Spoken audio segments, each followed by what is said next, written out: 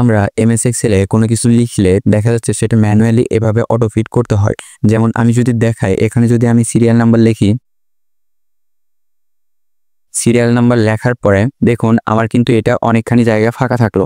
তো এটা কিন্তু আমাদের এখানে ডাবল ক্লিক করে কিংবা এভাবে টেনে টেনে ফিট করতে হয়। সো আমি চাচ্ছি এটা অটো ফিট করব। আমি জাস্ট এখানে সিরিয়াল নাম্বার লিখব এবং ট্যাপ করার সাথে সাথে এটা জাস্ট অটো ফিট হয়ে যাবে।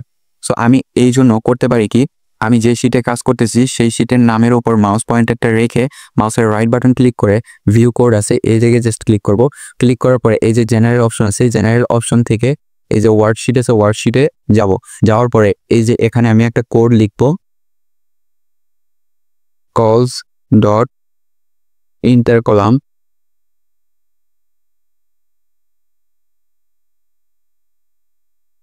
Dot autofit. অটোফিট লেখার পরে আমি জাস্ট এখানে মিনিমাইজ করে রাখবো এবং আমি যদি এখন যদি এটা লিখি, দেখুন আমার কিন্তু অটোফিট হয়ে যাচ্ছে। যেমন আমি যদি এখানে আরেকটা লিখি, দেখুন আমার কিন্তু এটা অটোফিট হয়ে যাচ্ছে। দেখুন আমার কিন্তু এটা কিন্তু অটোফিট হয়ে যাচ্ছে। সো এভাবে কিন্তু আমরা এমএস এক্সেলে অটোফিট করতে পারি।